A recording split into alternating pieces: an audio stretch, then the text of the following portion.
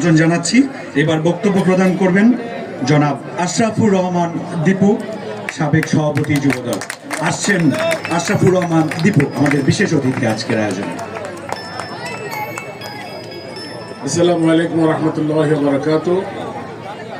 MBC কর্তৃক আয়োজিত অনূর্ধ্ব 14 আজকের এই বাছাই অনুষ্ঠানে আমাদের আজকের সভা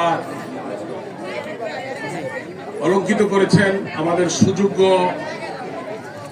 উপজেলা নির্বাহী কর্মকর্তা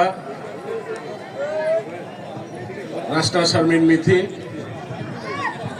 উপস্থিত রয়েছেন আজকের সবার আমার স্নেহের সালমান রহমান সোহেব। মঞ্চে উপস্থিত রয়েছেন আজকের সবার উপদেষ্টা আমার বন্ধু মির সায়েদাত হোসেন সাহেব, প্রফেসর আলাউদ্দিন, নজরুল ইসলাম, আশরাফ,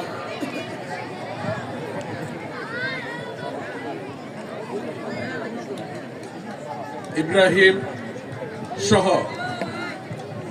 বিভিন্ন পর্যায়ের এমবিসির নেতৃবৃন্দ, কর্মকর্তারা, কলাকৌশলী, আসসালামু আলাইকুম রহমতুল্লাহি ওয়া বারাকাতুহু। আজকে আপনারা জানেন দীর্ঘ 17 বছর এই চরপেশনে কোনো খেলাধুলা ছিল না। আজকে আমাদের সুযোগ্য উপজেলা নির্বাহী কর্মকর্তা চরপেশনে পদার্পণ করার পরে আমি সরকারকে ধন্যবাদ জানাই। ওনার মতো একজন সুযোগ্য উপজেলা নির্বাহী কর্মকর্তা এই চরপেশনে পদায়ন করার কারণে আজকে আমরা এই সুন্দর পরিবেশটা আমরা পেয়েছি।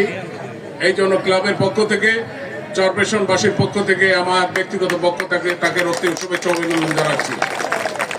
আজকে যেহেতু উনি আমাদের উপজেলা নির্বাহী কর্মকর্তা, তার কাছ থেকে আমাদের অনেক কিছু পাওয়া আশা থাকবে।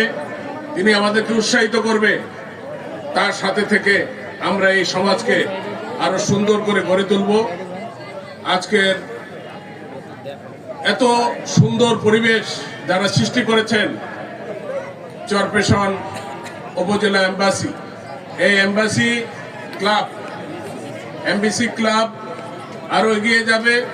এমবিসি ক্লাবের সকল খেলোয়াড়রা আগামী দিনে বাংলাদেশের বিভিন্ন পর্যায়ে ভূমিকা রাখবে এই আশা ব্যক্ত করে, এবং আমাদের প্রধান অতিথির দিক নির্দেশমূলক বক্তব্য আমরা শুনবো এই আশা রেখে আমি আমার সংক্ষিপ্ত বক্তব্য শেষ করছি।